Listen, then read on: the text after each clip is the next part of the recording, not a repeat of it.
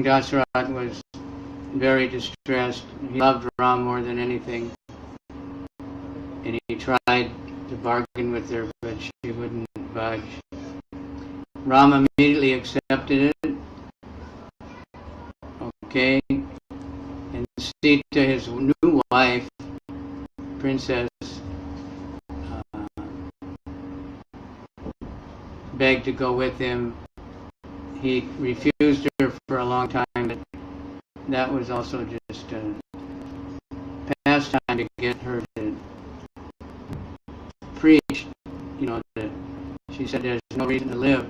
She could have stayed and been a princess and been surrounded by maidservants.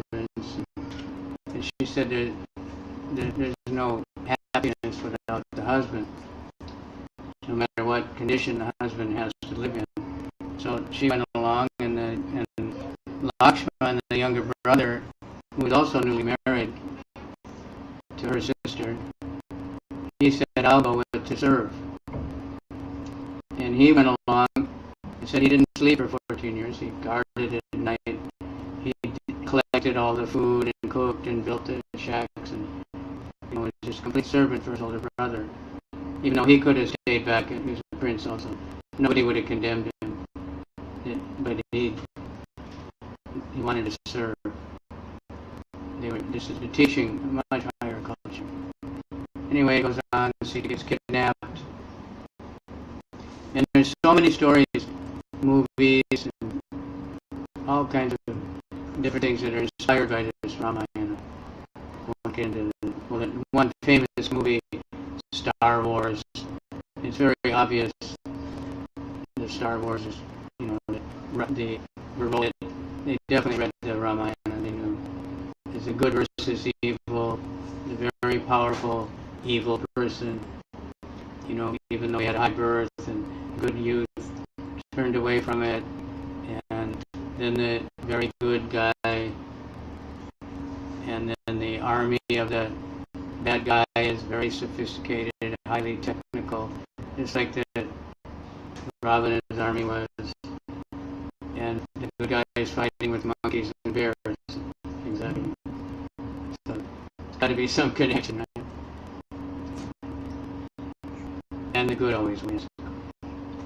So, but the Ramayana is special because it has a whole spiritual thing. And many, throughout the time in the forest, they spent much time with different sages and heard great expositions of, spiritual philosophy.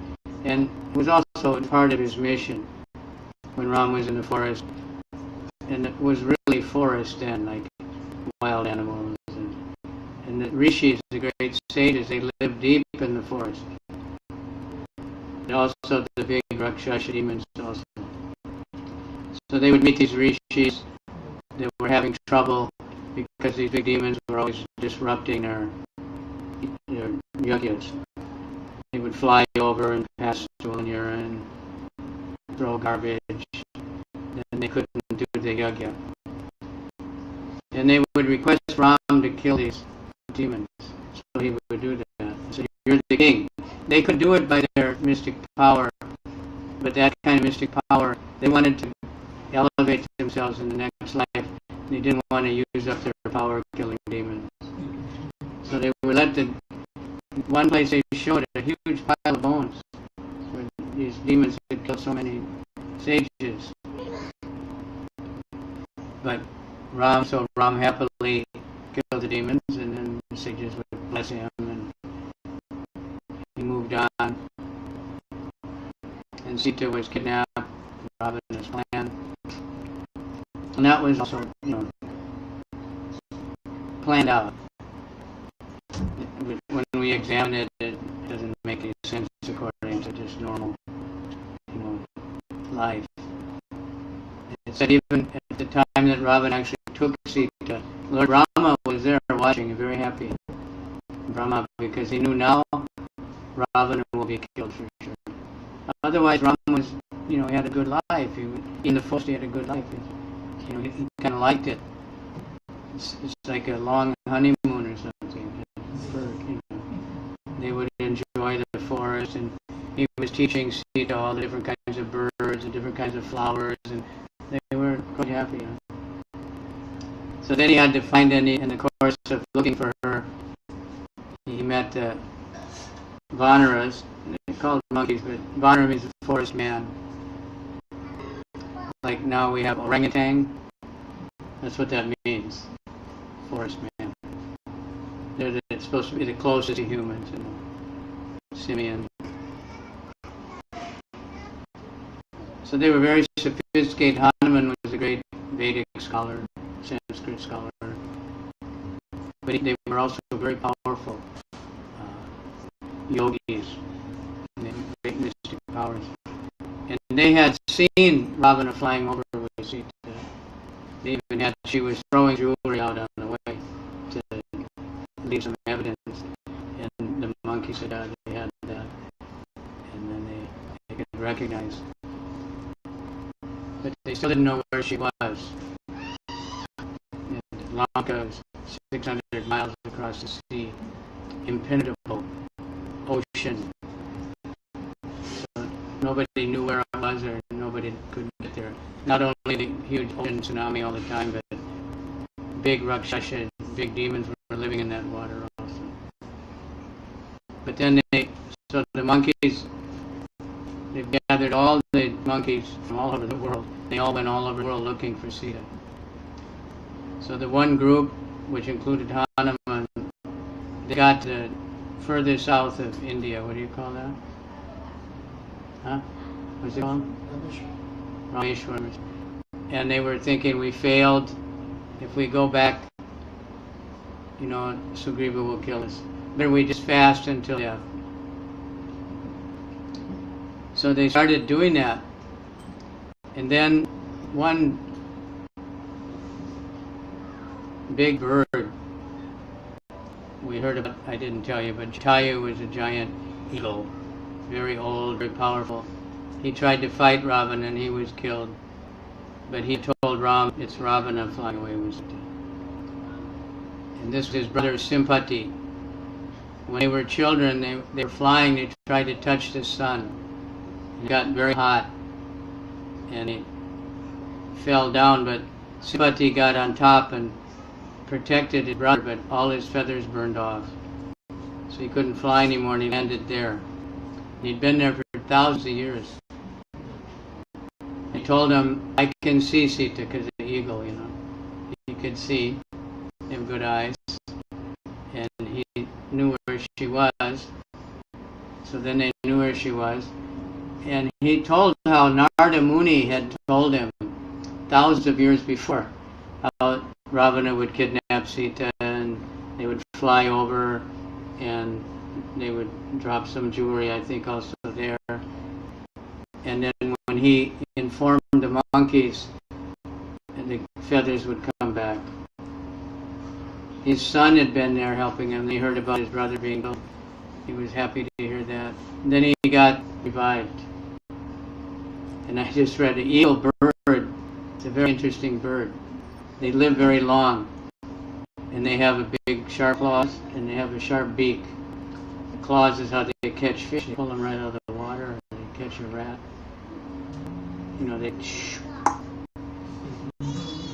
But after a while, they get dull. It doesn't work anymore.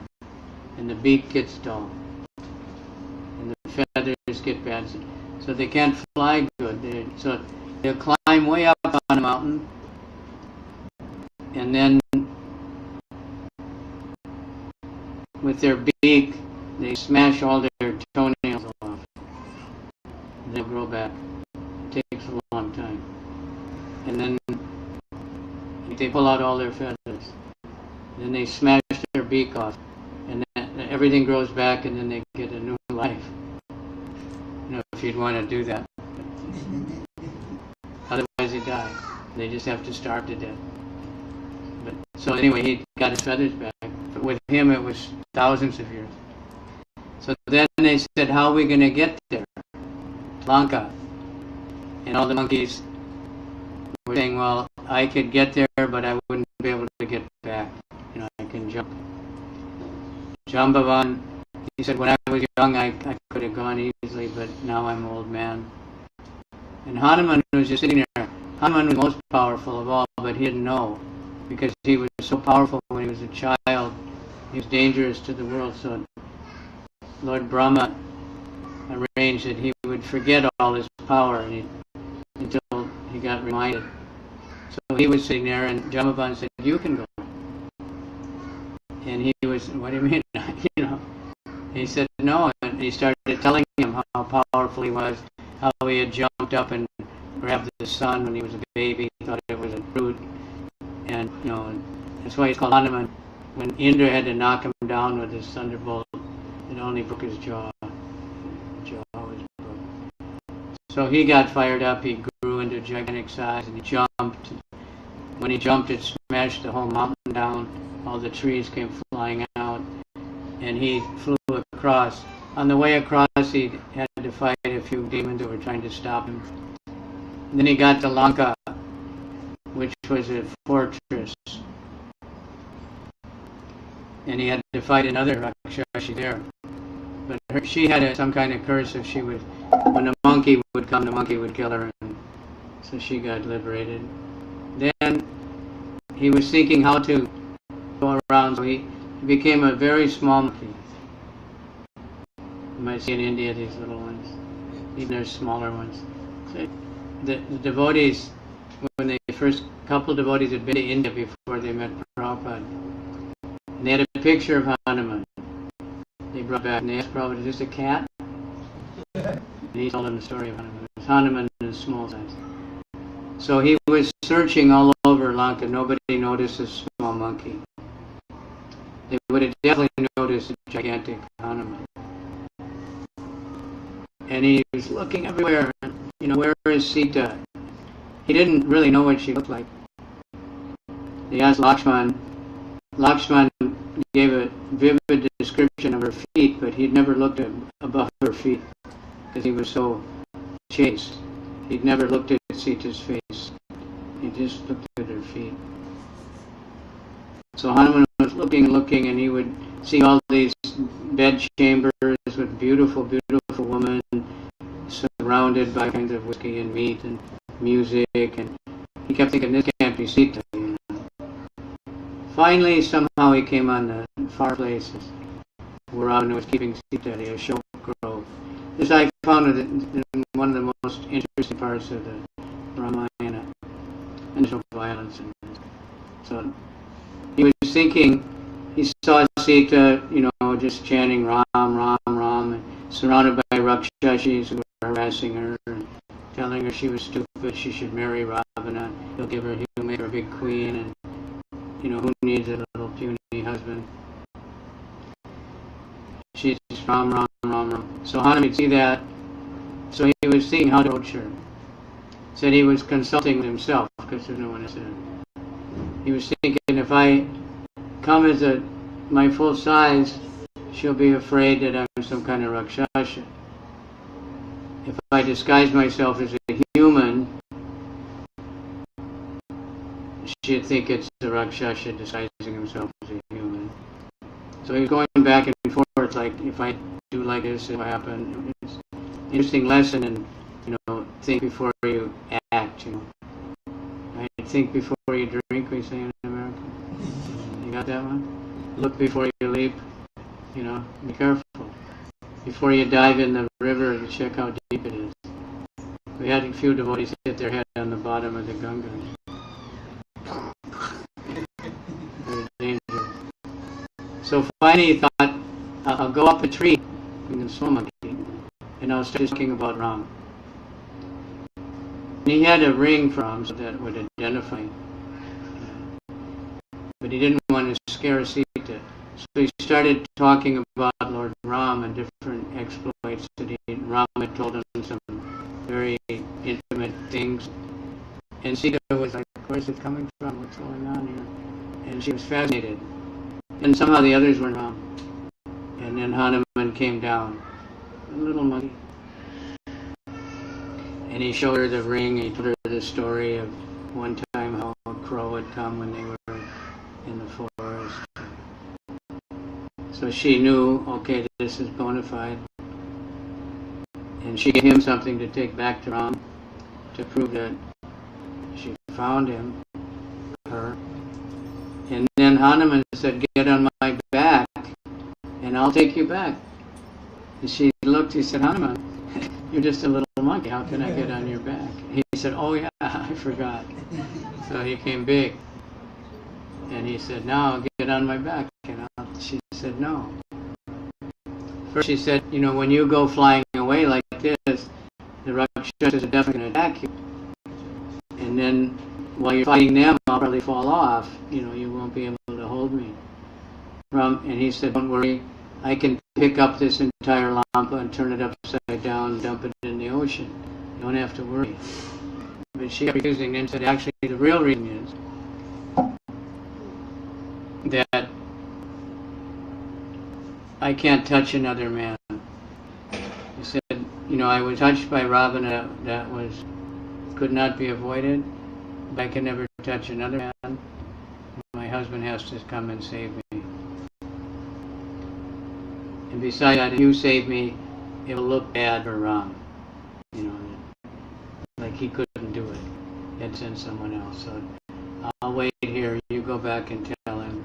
And then, so Hanuman agreed. Then he thought, well, I'll have a little fun before I leave.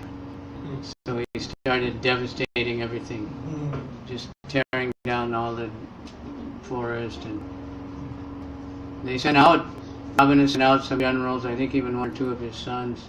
Hanuman just totaled them out. And Ravana was bewildered. He was saying, who is this, you know?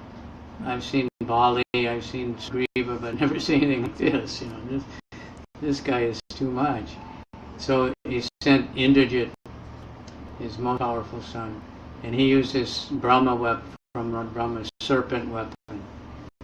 And actually, Hanuman had a benediction from Lord Brahma that no weapon could ever hurt him. So, but in honor of Lord Brahma, he let this thing tie him up. So they thought they captured him.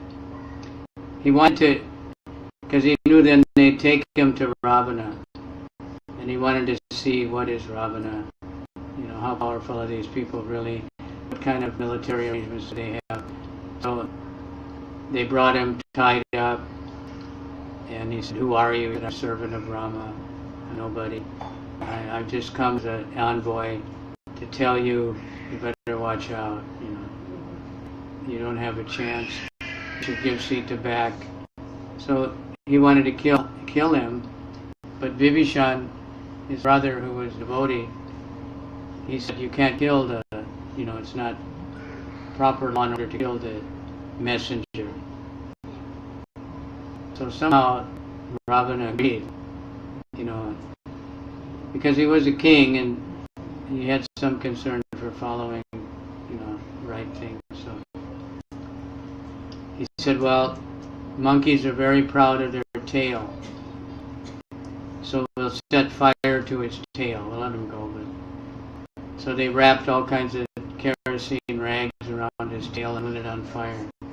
And Hanuman got bigger and bigger and bigger and took off. Sita saw that and she prayed to Agni that Hanuman wouldn't get burned. So this fire just kept burning. It didn't burn Hanuman from this fire. Prabhupada explained that Ravana had a gold mine in Brazil. He had one of his sons lived in Brazil. And there was a tunnel from Brazil to Lanka. They could go back and forth. And actually in Brazil, there's a mountain and there's a tunnel there that nobody knows where it goes. And people have gone in there, they come out, they gather up a few things, go back, and never come out. They think that's it. Nobody ever, you know, traveled that far, but so much gold and opulence. So Hanuman created havoc just to show the power. But Ravana, you know, he was stunned, but then after a while, his pride took over, and he was thinking, he couldn't understand that if Hanuman is just a servant of Ram, then what is Ram, you know? the servant can do that, So he went back, he told Ram, and Ram was very happy. And, he had the message from Sita, and he had one of her rings or something, so I knew it was bona fide. It just happened to be the rainy season, and the army can't travel during the rainy season. So they rested, and they gathered together, they got ready. And then Sugriva, the king of the monkeys, Ram made him the king. He called all we say monkeys, but they were not monkeys, they called fly and changed bodies. And they had, Kishkinda was a wonderful city, where the kingdom of these monkeys, completely sophisticated city, and their marriages and everything, culture. So they were just not missing links, though, because but sometimes demigods would have children many times by these species, and then that's how Hanuman and Angada, all these big monkey generals, their fathers were all demigods, and they'd become attracted to these women. They weren't like a monkey; they were very beautiful. They had a tail. So they got everything together, and they went out looking for Sita, and nobody could find her. They were all in distress. But then finally, I told you, I did find her. We were just watching the battle, the movie.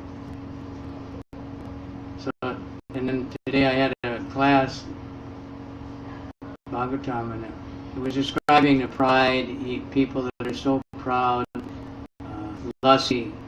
Then they don't care for any kind of violence or any kind of cost to get what they want. And I thought this is interesting because it's exactly Hanuman, or exactly Ravana, excuse me. Ravana, somehow he had many beautiful wives. He traveled all over the universe, and he kidnapped women. And he took care of them. Some of them, they were happy, they got kidnapped and they became princesses and living in total opulence with a very wonderful husband. And as a husband and father, he was very good. Like nowadays, we hear many times that, I know none of you ever thought of this, but men actually beat their wives, physically beat them, their own children. So we call them demons, but the demons never do that. These demons.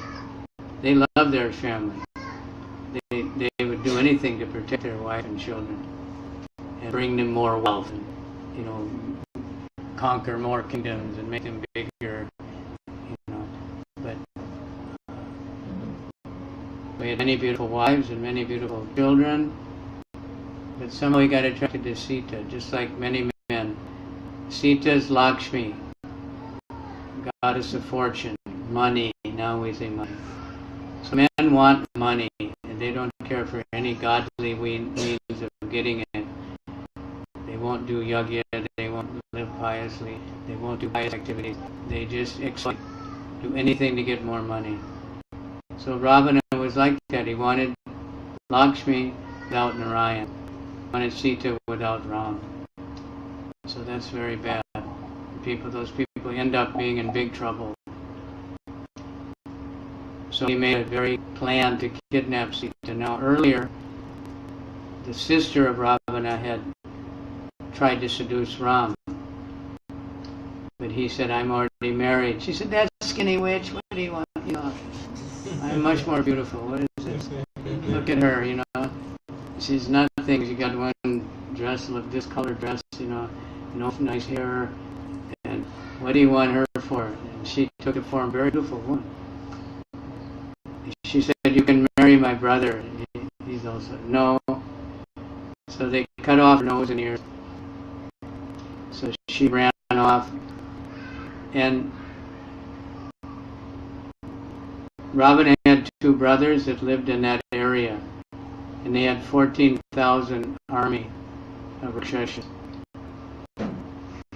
So they attacked Ram. And Sita was trying to tell him, don't fight, no weapons are bad. She gave a big lecture. She didn't know how powerful he was. He was just a sweet, nice husband. She'd never seen him fight or anything. And she was saying weapons are bad. If you get addicted to weapons, they'll bring out the lust and ruin you. And he just laughed. He said, just wait. Told Lakshman, you take her and protect her. So standing alone, these 14,000 Rakshasas came with chariot and all sophisticated weapons. And he fought them alone. In 45 minutes he killed all of them. Sounds like fairy tale. This is God, remember, this is God. It's nothing, right? So, but one he didn't kill. His name was Marichi. And he was especially magical one. All the Rakshasas, they have the mystic powers and create illusion and make you think that there's a million lions attacking you when there's nothing, and that kind of thing. That's one of their tactics in fighting. He knocked him with arrow. He knocked him 800 miles away or something. Yeah, 800 miles away. He said, I need you later, so I won't kill you. So that guy, he realized the power of Lord Ram. He gave up everything and became a yogi, and he was just meditating all the time. So when Ravana wanted to kidnap Sita, he had a devious means. So he went to this Marichi and told him, I want you to come and take the form of this golden deer and charge Sita, and then lead Ram away, and then I'll kidnap her. And Marichi said, no way, I'll never do it. He said, Ram will kill me. And he said, Ravana said, it's a puny human. He said, no, he killed your two brothers, his super powerful brothers. He killed your army, 14,000 Rakshasas by himself in 45 minutes. No way I'm going to go and deal with him. So Ram finally, if you don't do it, I'll kill you. Or Ravana, excuse me. Ravana. So then Marichi thought, well, if I'm going to get killed, I might as well get killed by Ram. That would be much better. Killed by God, much better than Ravana. So he did it. So he came and he looked like a beautiful golden deer. And this is another thing, like if you analyze it, why this happened? Because Ram wrote the script. It's all just drama to teach us lessons. All the activities of Ram and Krishna, they're real, but they're for a purpose. So Sita saw this deer. I want it, oh please. And Lakshman said, that's not a deer, it's a magician. No deer looks like that, it's not possible. And she's crying, Ram, you have to get it for me. So Ram, acting like a controlled husband, chased after this deer, went very quickly, and then Ram was far away. But previously he told Lakshman, you don't leave, you guard Sita. This is another interesting part. This thing about the magic circle, they're not sure if that's real or not. So when Ram killed this deer, he became again Marichi. Then he cried out in the voice of Ram, Lakshman, help me, Lakshman. So Sita said, Lakshman, you have to go and help Ram, he's in trouble. And Lakshman said, nobody can put Ram in trouble. It's not possible. This Rakshasa imitating his voice. So I was thinking, well, why didn't Ram just say, it's okay, don't worry. Right? But he wanted this to happen. So she said, you have to go. He said, I can't go. He ordered me to stay. And then she said, now I know why you came. You want me. You came just to get rid of your brother and get me. And he was flipping out. He was so hurt. This is so far from the truth. He was begging and crying, and she just said, if you don't go, I'm going to kill myself. So he went. And he came running. Ram's coming back, and Ram said, "What are you doing here? What are you doing? Why did you come? I told you not to." He said, "Sita," and she said this, and he said, "Why did you listen to a woman? You should have hid behind a tree," he said. "You should have." But Lakshman was just so distressed at these insults. He couldn't handle it. So they went back, and Sita's gone. And no evidence of, exactly. Because Ravana, and this is considered the worst thing that Ravana did. He took the form of a sannyasi. He had a water pot, and he had a danda, and he was begging. And she said, "I can't come out." So somehow he got her to cross the line, grabbed her, and changed back to Ravana, and grabbed her on his chariot and took off. And threw her in the back. So that said that using the sannyasi to seduce a woman, that was the worst thing he did. Of all the sinful, terrible things Ravana did, that was the worst one. And that's what was his downfall. So then I was saying, they were flying away in a mystical chariot.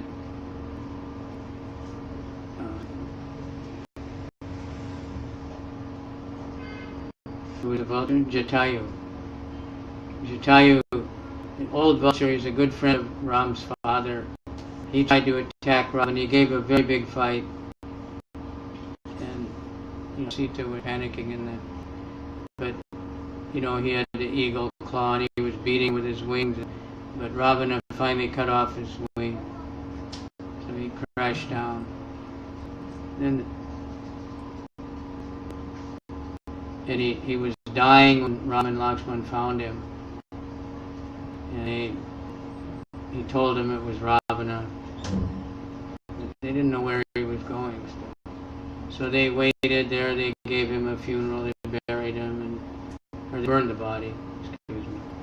Burying comes later. So when they first entered the forest, jump around, the first demon they met, he grabbed Sita, running away. So they jumped on him and they got Sita back, and then they fought him like anything. It's a gigantic Rakshasa. And they fought and fought. They cut off his arms, they cut off his legs. He just kept fighting somehow or other. And they couldn't kill him. And Ram finally said, "Lakshman, the only way we can kill him is to bury him alive." And this Rakshasa got very happy to hear that. Lakshman started digging. He was just, they didn't cover his head, but he didn't die. And he explained that he had been cursed. He was some kind of demigod, and he'd been cursed to become this horrible Rakshasa. And the only way he could be killed was to be buried alive. That's Rakshasa Dharma, which is interesting. They want to be buried, and they don't burn the bodies. And there's certain religions also. One country, it's practically illegal cremation. If someone dies, a burial, the government will pay for it. But cremation, you pay huge money in Israel. Somehow from the Bible, they've decided you have to keep the body to bury it. I don't know where they get that information. So they buried Rakshasa, then he came back to the demigod body, paying obeisances and very happy. So they had many, many adventures like that in the forest. Dandakarana forest. And they lived nicely for some time. Lakshman built a nice little house, and it was a very beautiful place and peaceful. But then other things happened. Then the kidnapping happened. Then it was chaos. And Sita was Ravana tried everything to seduce Sita. He couldn't rape her. Physically, force her himself. because he had done that before and been cursed that if he ever did that again, he would die immediately. And these curses work even on such powerful people. So he couldn't do that. He tried to explain to her about his golden palaces, and he could come, very beautiful, handsome man, very charming. He could recite all Vedic, he had Brahmanas all around chanting Vedic mantras all the time. He was a Vedic king, but he was just a demon, Raksha, man-eating. He had conquered all over the universe. Conquered Indra, he thought he'd conquered Yamaraj. And we got a few more minutes maybe. One time he went to Earth, and he was fighting Earth kings, and of course they had no chance. So Narada Muni came and he said, Ravana, this is not befitting a man of your character. These humans, they're very short-lived. They're distressed. They're so attached to their families and their bodies, and it's just not. You shouldn't. Why should you fight someone so weak? What is the value of conquering him? You should fight somebody your own size. You should fight Yamaraj.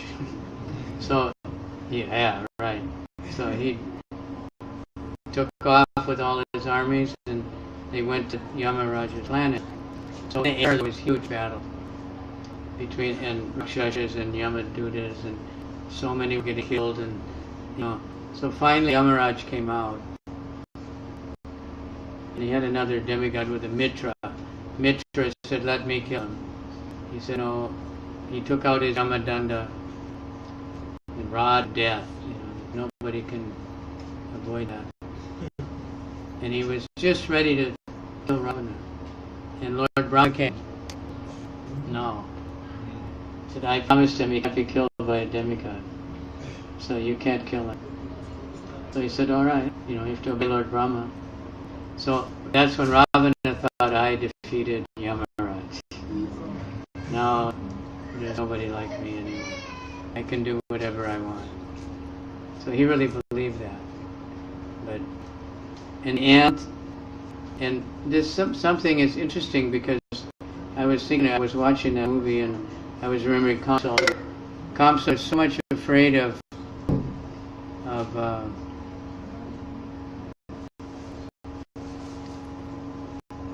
Krishna that he sent one demon after another, one of his to kill Krishna, but he never tried himself. He believed that Krishna could kill him. So Ravana did the same thing. He kept sending generals, he kept sending his sons, his brothers, but he didn't go until there was no one else left. But if you look at the Battle of Kurukshetra, Yudhishthira, Bhishma, they were right in the front. Right? Karna, Duryodhan, they fought. They were right in the front. Even Alexander, the so-called great, so he was always the first one. In every battle, he was right in front of it, climbing the wall before anyone else. But Ravana waited, kept sending another one, and they're all getting killed, and he's getting more and more distressed. And the wives are coming, my son, you rascal, you killed my son. Why don't you stop? And he's, but he wouldn't go himself, even though he kept shouting, I'm not afraid, this is a puny human. So, it says something about his character, I don't know. But, so we don't want to be like that. We want to Ram Raja. After it was all over, Ram became the king again. He did the Abhishek, shaved him up, dressed him up, and he did 36,000 years yajna, homa, for the benefit of the planet. And there was no birth in old age, no disease. Nobody could die unless they wanted to. everybody worshipped Ram. Gandhi talked about Ram Raja. That's a very nice idea, but you have to worship Ram. You can't. You have to be devoted to Ram. The problem is that we can revive that if we spread the chanting of the Sankirtan movement everywhere. Okay, I'm going to have to cut off.